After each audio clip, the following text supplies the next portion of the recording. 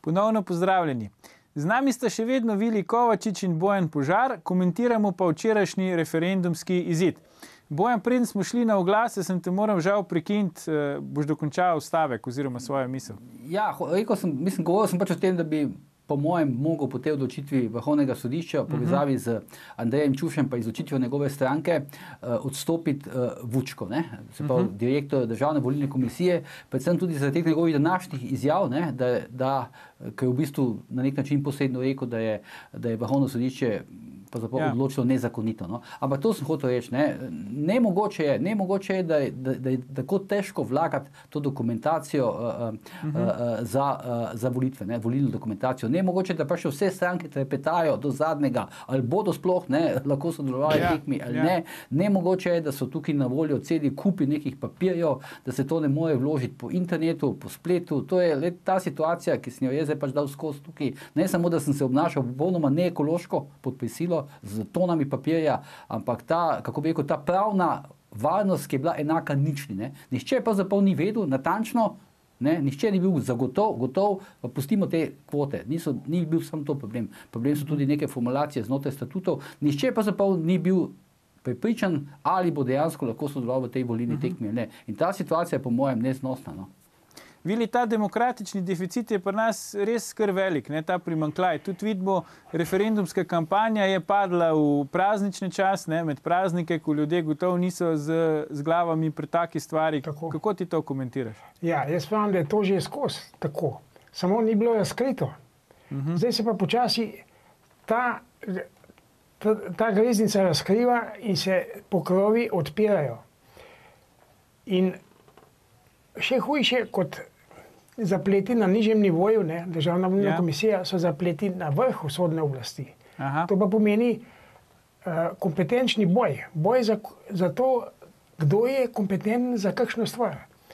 Vrhovno sodišče je zdaj, prejšnji teden, ko sem se jaz pritožil za datum volitev, odstopilo ponovno, čeprav je bilo samo že delegirano od Ustavnega sodišča, da je ono referendumski sodnik. Je ponovno odstopilo to Ustavnemu sodišču. In jaz sem pritožbo na Ustavno sodišče pravčasno dal v četrtek ob 2, tako da bi lahko pritožbo na datum upoštevali in zaustavili referendum do petka, do 2 ure. Vendar se to ni zgodilo. Zelo naivno sem pač mislil, da mogoče se pa bo, ampak to kaže na to, da sploh ne vemo, kakšno je pravzaprav to področje in kako naj bo urejeno. Hočeš reči, da tudi sodišča sama ne vejo, kaj pa kako, Ja, nesporno je. Je to možno, da imamo tako ureditev, da nihče v državi ne ve, kako se pravilno izvaja? Zadeva bi bila urejena, če bi bila na Ustavnem sodišču boljša sestava. Ker so pa nekateri ustavni sodniki samo 5. kolo,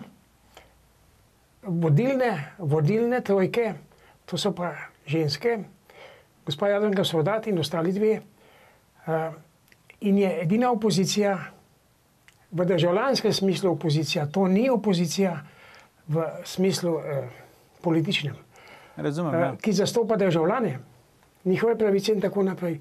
Sta pa 2 sodnika. Ostalim se pa to zelo pravzaprav fučka. O tem je pisal Jurij Toplak v Delu v sobotni prilogi. Kako so nekateri sodniki posamično po imenih jih navedel v določenih stvarih odločali. Tako da zdaj tale zadeva bo se mogla razrešiti definitivno ponovno še bolj jasno, kot se je do zdaj, da je Vrhovno sodišče tisti organ, ki te postopke vodi in odloča o njih. Ne, da je Ustavno sodišče, če so pa kršene, norme ustave, potem ja.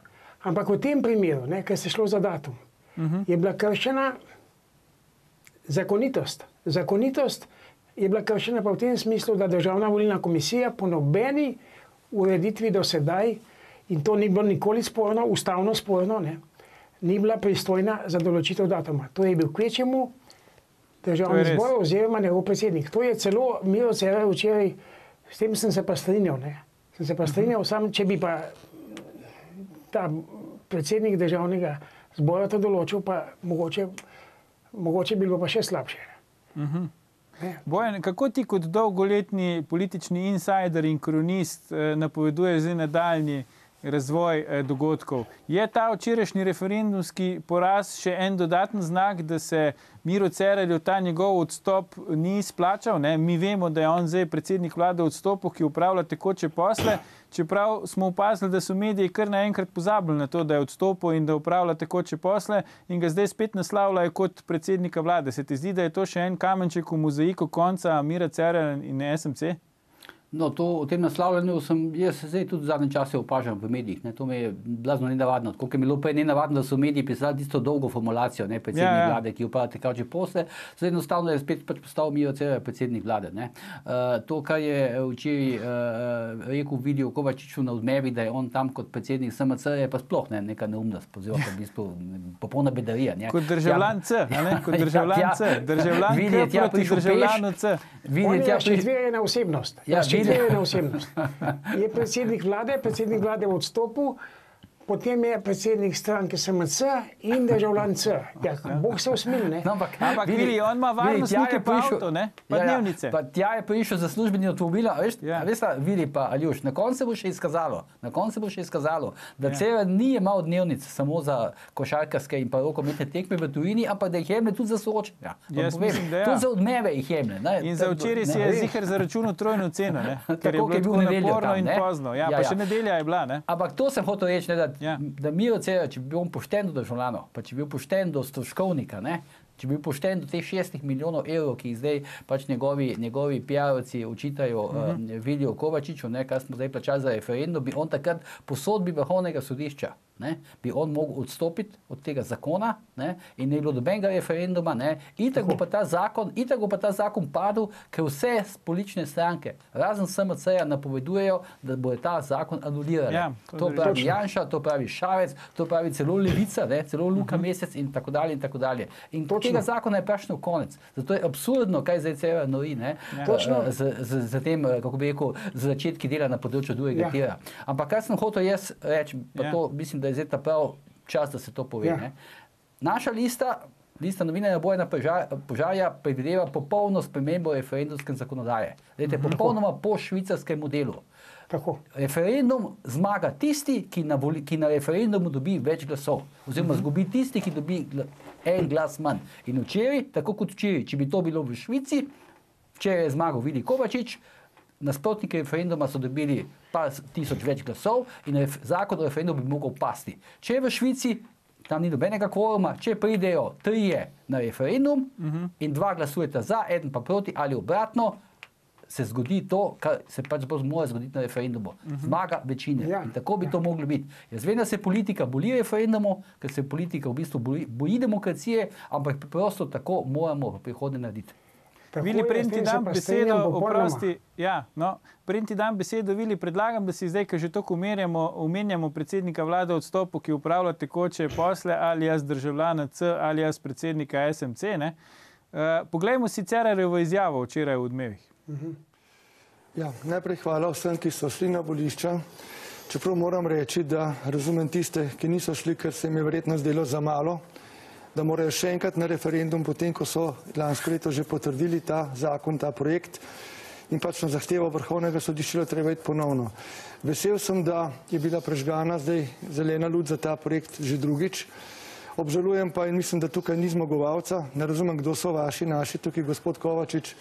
Namreč vsi izgubljamo že 1 leto. Imamo projekt, ki je dobro zasnovan, ki je bil sprejet v državnem zboru z zakonom z absolutno večino. Imamo projekt, ki je za davkoplačevalce kar najmanj neugoden, torej čim bolj ugoden. Projekt, ki ga Slovenija nujno potrebuje, Luka Koper ga potrebuje, železnice, naše gospodarstvo in tudi ljudje, če hočemo več zaposlitev. In mi v bistvu smo zdaj zaradi tega referendumov pravnih zapletov in tako izgubili eno leto. Mi bi lahko že lansko leto zasadili prvo lopato, smo morali čakati. In zato tu ne vidim nobenega zmagovalca. Odgovorno rečem, ta referendum je bil zlorabljen in to je ta problem, ker smo še en referendum razvrednotili, zlorabljen v politični ali politikanski predvolilni namen. In tega mi je zelo žal in edino, kar nas tu lahko malce potolaži, to, da gremo zdaj lahko s projektom naprej. Zdaj, namenoma gledalke in gledalci smo pustili to dolgo Cerarjevo izjavo. Ne? Dve vprašanji imam za vaju, Vili in Bojan, iz tega Cerarjevega izvajanja. Ne? Prvo vprašanje je, očitno on pričakuje še tretji referendum, ker ta njegova izjava je bila v bistvu nagovarjanje ljudi, ne? Naj podprejo projekt.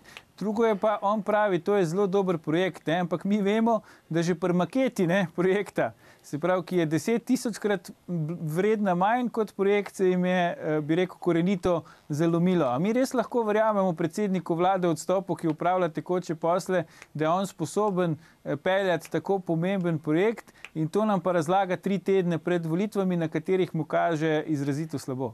Najhujše, kar je tukaj. Ja. Kar je tukaj on povedal, je to, da je dobil za eno luč, da nadaljuje. No, celo to, ja. Kaj se pa to pravi? Hkrati je pa rekel, da nihče ni zmagovalec, ne? Se pravi. Ja, jaz bom podal sum storitve kaznivega dejanja, da izvršuje zakon, ki ni pravnomočen. Zakon, ki ni pravnomočen, ni zakon.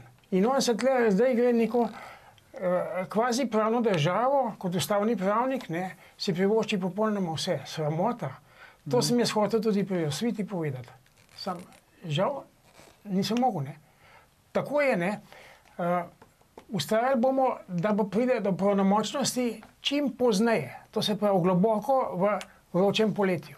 To se pravi, daleko je moj Split, bo rekel Miro Cerar, ne. Ne morem, so me prehiteli, žal, ne. Pa bo spet se vzetočil. Bojan, izvoli. Ne, hotel sem to reči, no sem ga zdaj poslušal, jaz včeraj nisem tega gledal, ampak ne razumem teh njegovih izrazov. Ne. Pravi, da je to projekt, ki je najmanj neugoden za davkoplačevalce. Se projekt, to je popoln absurd, ne. Mislim, če je projekt tako dober, bi mogel biti ugoden v vsakem primeru, ne. Kakšna je pa to vlada, ki dela projekte, sklicuje se v dobro ljudi in hkrati govori, da so za ljudi najmanj slabe rešitve predlagali. Mislim, to jaz po tega Mira Cerarja pa preprosto jaz enostavno več ne razumem, pa če pustimo v strani te, bom rekel, pravne zadeve, ker mislim, da jaz ne vem, jaz mislim, da se je Miro Cerar popolnoma zgubil, ne. On več to, pravzaprav sploh več ne ve, kaj govori in kaj posamezne njegove besede pomenijo, ne. Jaz vidim zdaj po teh tweetih, vidim po teh izjavah okoli zdravstva, recimo, ne. Mogoče to ljudje bolj razumejo kot referendum. Kako si upati Miro Cerar danes trditi, ne, da je javno zdravstvo v dobri kondiciji? Javno zdravstvo je kolapsiralo. In to 2 dni po razpadu otroške kardiologije, ker obstoji nevarnost, da danes jutri umirajo otroci, on govori, da je zdravstvo v dobri kondiciji. Pa se to ne može biti normalno. No, jaz bom pa povedal, glede tega. Glavni vir financiranja, kar pa on noče slišati, je prihranek v stroških. Znižanje na 1/3 tega, kar vlada predlaga. In da se to zgradi še enkrat hitreje, kot vlada predlaga. In seveda brez škode za okolje. Mi smo zdaj najdli alternativno različico, ki jo bomo predstavljali v kratkem. Tudi povabili bomo vlado, ne? Ker on govori nekaj o civilni družbi, ki je pri njem zastopana. Mi smo dali enega svojega predstavnika, sem ga jaz predlagal, ne? Damira Josipoviča v svet za civilni nadzor, ne? In s tem se zdaj hvali. En dan je to stara novica in on se hvali, kako se s civilno družbo dogovarjal. Z mano se pa nikoli ni dogovarjal. Pričakujem, predsednik bo Emil Miljan Pintar, to je njegov zvesti oproda, da ta svet za civilni nadzor bo upravljal funkcijo samo podporna PR-ovska služba za vlado. Ne, že ga ne bo. Bojo pa seveda dolge leta to funkcijo imeli plačano, ne. Zato se pa tudi nekateri tam grebejo. To je med drugimi ta presluli Milan Pintar, ki nikoli ni predlagal alternative. Alternativa pa je ne sam stroške znižati. Popolnoma druge je treba pelati traso, ker trasa je osnova za cesto, za železnico, tako kot je bil premog osnova cena premoga za TEŠ 6, ampak takrat nihče ni tega hotel priznati. Imam še zadnje vprašanje za vaju, počasi se bližamo koncu tega dela oddaje. Kakšno usodo vidva napovedujete zdaj temu zakonu po volitvah in samemu projektu drugega tira? Ker očitno je, da ga Miro Cerar ne bo dokončal, niti ne začel, ne? Čeprav o tem veliko govori. Kakšno usodo napovedujete vidva temu po volitvah? Naš cilj in vse naše prizadevanje bo šlo v tem, da tudi druga vlada, ki bo, ne bo zanemarjala alternative, ampak se bo resno poglobila v optimalno traso, ki pa sigurno ni ta trasa, ki ponuja zdaj 20 km tunela in podzemni turizem. Podzemni turizem na Krasu. Bojo imeli periskope, da bojo z njimi gledali na morje. Je pa kaj se to pravi? To je norost, ne? In to predstavljajo kot razvojno vizijo, ne? Mi predlagamo traso Koper-Kozina-Divača in z povezavo na Pulo. To je ena zadeva, ki je izven evropskih koridorjev, ki se samo nas tiče. In izgovarjanje na evropske koridorje je popoln blef, kar Cerar govori, transportni zemljevid sveta. To je naša lokalna zadeva, ki jo moramo čim boljše urediti. Cerar tudi pravi, da so v njegovem mandatu začeli modernizirati slovenske železnice, ampak če se jaz recimo želim peljati jutri iz Maribora v Ljubljano, moram biti na mariborski železniško postajo, tam kupim karto in potem me dajo v avtobus in me peljejo v Celje, ker proga med Mariborom in Celjem ne deluje in šele potem lahko grem v Ljubljano. Se pa strinjam z Viljem, jaz mislim, da je zelo velika verjetnost, da bo projekt drugega tira zelo spremenjen. To predvsem mislim, da bo prišlo do tega, ker bo prišlo do spremembe vlade in z tega vidika bo prišlo tudi do spremembe projekta, konkretno vis-a-vis trase, tako da jaz mislim, da od tega zdajšnjega zakona, ki ga zdaj forsira tukaj Cerar, preprosto ne bo nič. Prav. Vili, Bojan, najlepša hvala za vajine današnje komentarje. Drage gledalke, cenjeni gledalci, vrnemo se po oglasih, ko bomo komentirali rezultate Eurovizije.